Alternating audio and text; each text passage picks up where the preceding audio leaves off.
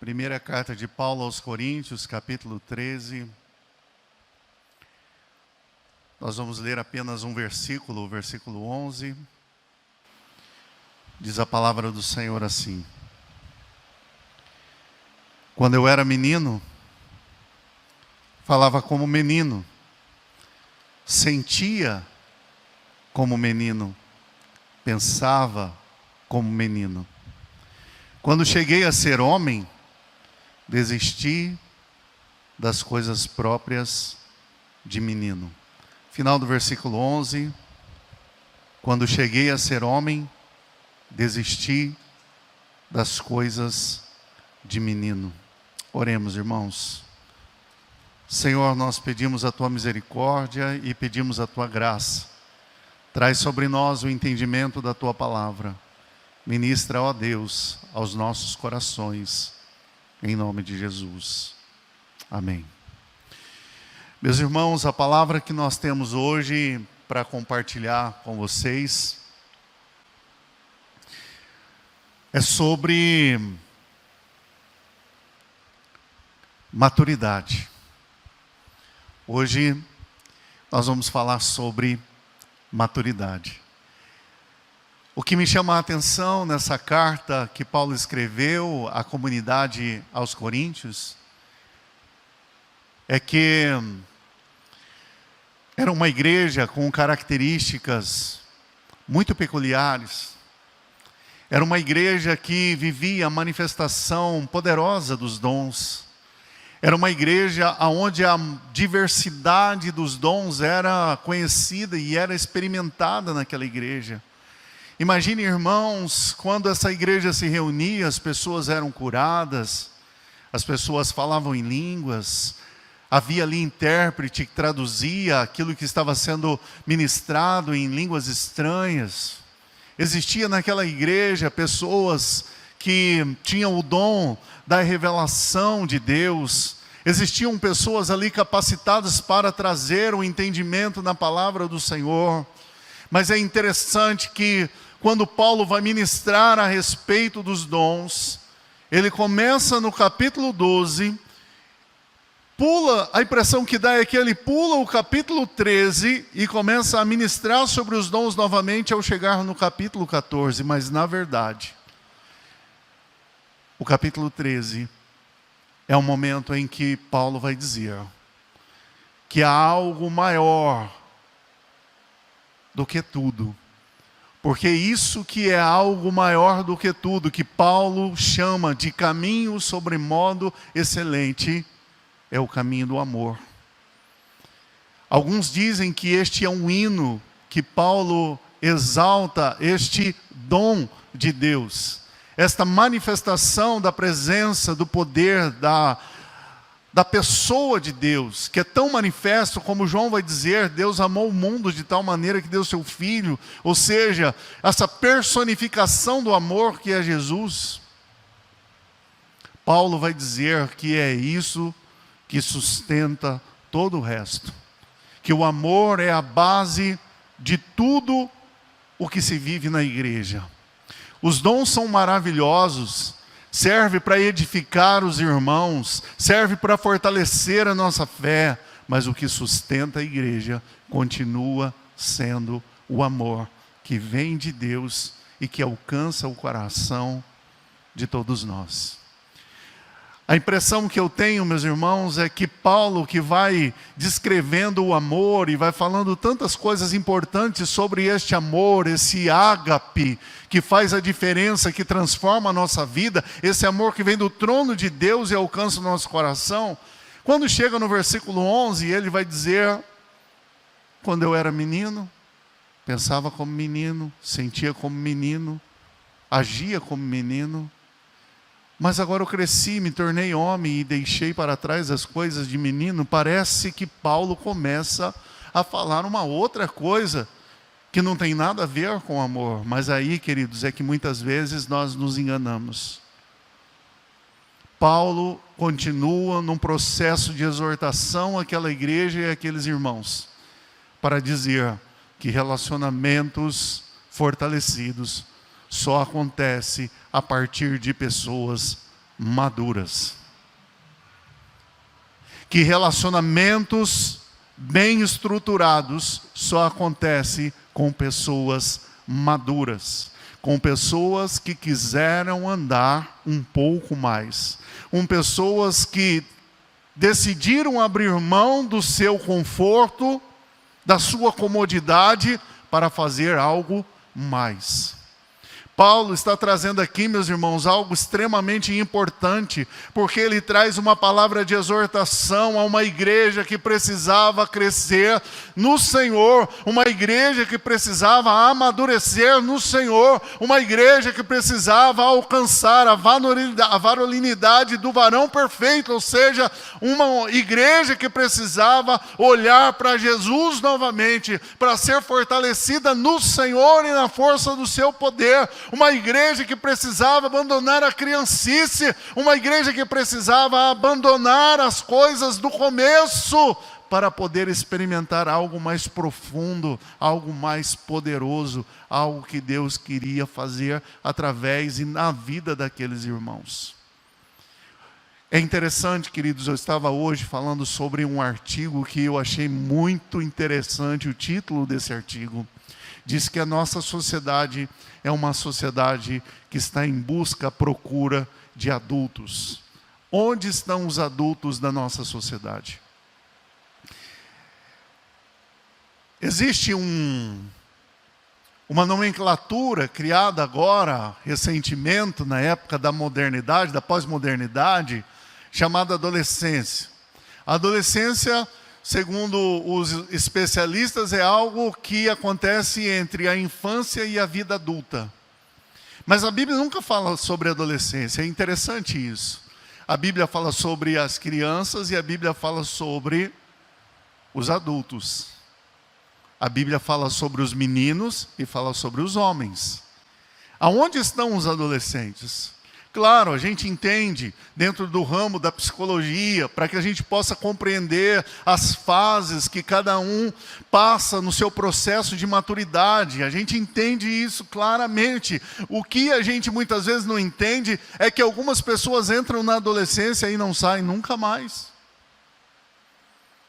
São adolescentes de 20, de 30, de 40, de 50 e sei lá de que mais idade. Qual é a diferença entre o menino e o homem? A menina e a mulher? A diferença está, queridos, é que o homem, a mulher adulta, madura, sabe as decisões que precisa tomar. Toma as decisões que precisa tomar e sabe quais as consequências que cada uma de suas decisões vai ter. E está preparado para arcar com cada uma das suas decisões. Quando os adolescentes, independentemente da idade, tomam as decisões e percebem que cometeram um erro, eles vão procurar um culpado ou eles vão procurar alguém que resolva as decisões erradas que ele ou ela tomaram. Vocês imaginem, queridos, Maria, a escolhida para se tornar mãe do Filho de Deus, tinha aproximadamente 12 a 13 anos, quando descobriu que seria mãe do Filho de Deus. Jesus, apesar de ter iniciado o seu ministério aos 30 anos de idade, o homem, o menino, já tinha grandes responsabilidades, porque dentro do contexto da cultura bíblica, os meninos eram meninos enquanto crianças, e a partir do momento em que eles cresciam, eram responsáveis. Imaginem vocês, Davi, talvez 15, 16, 17 anos, tinha a responsabilidade de cuidar das ovelhas do seu pai, tinha que enfrentar leão e urso. Vocês estão entendendo, irmãos? Sabe por quê, meus irmãos? Porque existe um momento na minha vida e na sua vida que nós precisamos crescer. E maturidade não tem a ver com idade. Desculpa te falar isso, mas é importante salientar isso. Maturidade não tem a ver com idade. Maturidade tem a ver com a decisão de crescer. Maturidade não tem a ver com a quantidade de experiências que a gente tem. Maturidade tem a ver com o quanto eu sou capaz de aprender com cada uma das minhas experiências. Eu e você, meus irmãos, somos convidados nessa noite a fazer como o apóstolo Paulo está dizendo aqui. Ele diz: houve um tempo na minha vida que eu pensava, que eu agia, que eu fazia como menino. Mas eu me tornei homem e deixei para trás as coisas de menino. É interessante, meus irmãos, que a palavra que aparece aqui, quando Paulo fala a respeito da meninice, não é que ele abandone, a meninice não faz mais parte da vida dele. É que agora ele decidiu se tornar homem. Ele decidiu tomar decisões como homem. Ele decidiu amadurecer. Meus irmãos, eu tomo a liberdade de dizer a você nesta noite de Santa Ceia, que nós precisamos como cristãos decidir crescer, decidir amadurecer. Sabe qual é a grande diferença da criança e do adulto? É que o adulto é capaz de ser responsável. Nós precisamos de uma igreja que se responsabiliza. Você precisa desenvolver relacionamentos em que você vai cuidar de alguém. Se você tem alguém que cuida de você, aleluia, mas você precisa decidir ser tão maduro ao ponto de cuidar de alguém. É necessário. Crescer é necessário. Amadurecer é necessário. Paulo exorta a igreja de Coríntios no capítulo 3, meus irmãos, quando ele vai dizer: olha, quando eu fui ter com vocês, eu queria falar com vocês como a espirituais, mas vocês são crentes carnais, ou seja, não dá para revelar, não dá para falar com vocês tudo aquilo que eu gostaria de ministrar ao coração de vocês, porque vocês não estão preparados para ouvir. Hebreus, no capítulo 5, vai trazer esta mesma exortação e vai dizer: infelizmente vocês precisam voltar ao leite espiritual, enquanto deveriam estar se alimentando de comida sólida, para que vocês possam discernir entre a justiça e a injustiça, para que vocês possam discernir entre o que é certo e o que é errado, ou seja, para que vocês tenham maturidade para tomar as decisões que precisam ser tomadas. Meus irmãos, ao olhar para a mesa do Senhor, nós precisamos entender que somos convidados a participar da mesa do Senhor mediante a consciência e o compromisso que nós temos com Deus. Ao olharmos para a mesa do Senhor, nós precisamos entender que participar da mesa do Senhor é dizer: eu estou disposto a seguir a Jesus. Eu estou disposto a ser conhecido como discípulo de Jesus. Pastor, então agora eu tenho que ser perfeito? Não, querido. Se tivesse que ser perfeito, eu nem ceia poderia tomar hoje. E nem nunca. Porque a questão não é perfeição. A questão é o quanto você está disposto a seguir a Jesus.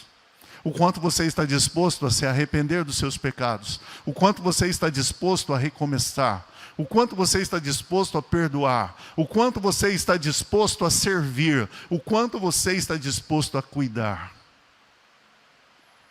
Maturidade tem a ver com a disposição de coração em tomar decisões difíceis. Você está preparado para tomar decisões difíceis? Seja bem-vindo à maturidade. Você está disposto a tomar decisões difíceis? Seja bem-vindo ao discipulado. Você está disposto a tomar decisões difíceis? Seja bem-vindo ao reino de Deus. Porque, meus irmãos, no reino de Deus, a todo tempo, nós teremos o grande desafio de tomar decisões difíceis. Ou vocês acham que perdoar não é uma decisão difícil? Ou vocês acham que servir, muitas vezes, quem você julga não ser merecedor, não é uma decisão difícil? Mas Jesus andou com Judas 3 anos. Sabendo quem era Judas, Jesus não abriu mão de Judas. Judas abriu mão de Jesus. Minha esposa estava me contando Na noite de ontem, quando chegamos da formatura do curso Mulher Única, mais uma vez, parabéns a todas que participaram, quem não participou, só falar com a Vivi e com a Renata aí para vocês participarem também, é uma experiência maravilhosa. E ela estava me contando a respeito de uma pregação, falei, puxa vida, que pregação inspiradora. Fala a respeito do encontro de Jesus com Pedro, lá de Lucas capítulo 5, o momento em que Jesus encontra Pedro, no momento em que ele não havia pego nada, mesmo pescando a noite inteira. E então Jesus o desafia a ir novamente no lugar mais fundo, lançar as redes, e o milagre aconteceu, e eles pegaram muitos peixes. Meus irmãos, maturidade tem a ver com andar pela fé. Maturidade tem a ver em confiar no Senhor, mesmo que tudo nos diga não. Maturidade tem a ver com permanecer em Cristo, mesmo que as circunstâncias ao redor estejam querendo lhe mostrar que não vale a pena. As frustrações do nosso dia a dia, as tristezas, os medos do nosso dia a dia. Eu não sei se Pedro tinha certeza, a impressão que eu tenho é que não. Mas de repente Pedro ele vai dizer para Jesus o quê? Sobre a tua palavra lançaremos as redes. Pedro estava, em outras palavras, dizendo, Jesus, eu sei a minha profissão e já pescamos a noite inteira e não pegamos nada. Mas o Senhor está dizendo, nós vamos confiar na sua palavra e nós vamos lançar a rede. Queridos, haverá momentos na nossa vida em que a única coisa que nós teremos é a palavra de Deus. E a única coisa que nós teremos para fazer é confiar no Senhor. E outra vez confiar no Senhor. E outra vez confiar no Senhor, na esperança de que no tempo de Deus as coisas se alinhem e aquilo que é de Deus aconteça. Pedro não tinha certeza, mas ele resolveu crer e confiar. E ele foi até o lugar mais fundo daquele lugar onde ele estava pescando, jogou as redes. E ele foi honrado ao pescar uma grande quantidade de peixe. Eu termino, queridos, essa mensagem de hoje, citando para vocês a carta, na verdade, a primeira carta de João, no capítulo 2, quando ele vai falar para nós a respeito de fases da maturidade cristã. E nas fases da maturidade cristã, nós temos o filhinho, nós temos o jovem e nós temos os pais. Na maturidade cristã nós temos os filhinhos, nós temos os jovens e nós temos os pais. Os filhinhos são aqueles que estão conhecendo ao Senhor. Ali não está falando de idade, porque as pessoas podem se converter de toda a idade. Jovens, crianças, idosos, adultos, não tem idade para se converter. Mas quando você se converte, quando você tem um encontro real com o Senhor, você é bem-vindo à família, e na família de Deus você é conhecido como o filhinho, como aquele que está começando na fé. Mas, querido, como todo ser vivo existe e vive um processo natural de maturidade, não se espera que aqueles que se convertem, aqueles que têm uma experiência com o Senhor, permaneça um bebê na fé, tendo que tomar, como diz a palavra de Deus, um leite espiritual. Mas se espera que ele cresça e ele possa ser conhecido como jovem. E o jovem, segundo o apóstolo João, é aquele que vence o inimigo pela palavra, pela fé. Jovens, eu vos escrevo porque vocês venceram o inimigo, o maligno. Vocês têm fé, vocês têm conhecimento, vocês têm operosidade na obra. Vocês venceram o diabo. Mas há uma expectativa de Deus em relação a mim e a você. É que um dia nós sejamos conhecidos como pais espirituais, como pais na fé. E quem são os pais na fé? Os pais na fé são aqueles capazes de muitas vezes ouvir quando sente vontade de falar. Os pais na fé são aqueles que perdoam ao invés de julgar. Os pais na fé são aqueles que são capazes de cuidar, de orientar e de abençoar. Mesmo quando muitas vezes faltam as energias, muitas vezes falta a vontade, a disposição, mas porque ele entende o seu chamado, porque ele entende a sua missão, porque ele entende o propósito e a vocação de Deus para a vida dele, ele vai fazer, não por vontade, mas por fé. Não só porque alguém disse, mas porque ele tem consciência de quem ele é no reino de Deus. E os adolescentes? Não fala sobre os adolescentes, fala sobre aqueles que estão começando, fala daqueles que estão batalhando e fala daqueles que estão cuidando. Maturidade, meus irmãos, não é uma questão de tempo, é uma questão de escolha. Maturidade não é uma questão de experiência, é uma questão de aprendizado. É o quanto eu estou disposto a aprender com as experiências que eu tenho. Porque existem muitas pessoas que continuam errando nos mesmos erros, caindo nos mesmos buracos, desistindo pelas mesmas coisas.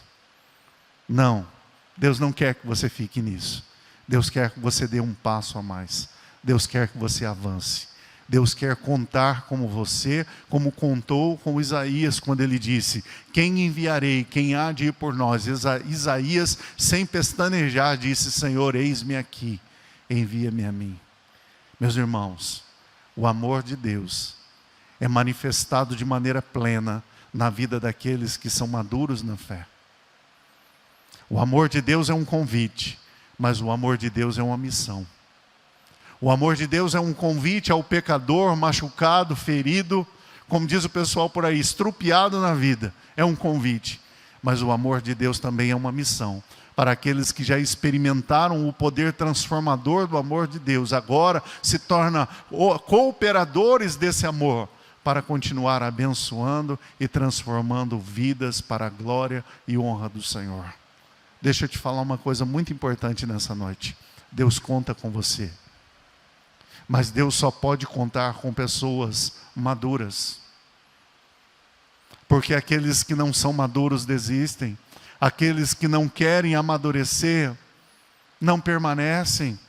Aqueles que não conseguem atingir a profundidade do relacionamento com o Senhor através da maturidade cristã, do conhecimento da palavra, da oração, da comunhão, do serviço, esses param no meio do caminho. E eu lembro, meus irmãos, um texto da Bíblia que está me vindo à mente agora, lá de Hebreus capítulo 10, quando o escritor de Hebreus vai dizer: nós não somos dos que desistem, mas nós somos dos que permanecem e perseveram. Nós não somos dos que desistem. E eu gostaria que você dissesse isso nessa noite para você mesmo. Nós não somos do que desistem. Mesmo atrás dessa máscara, você pode repetir comigo? Nós não somos dos que desistem. Amém, meus irmãos? Maturidade é uma questão de escolha. E hoje eu digo a você: escolha amadurecer.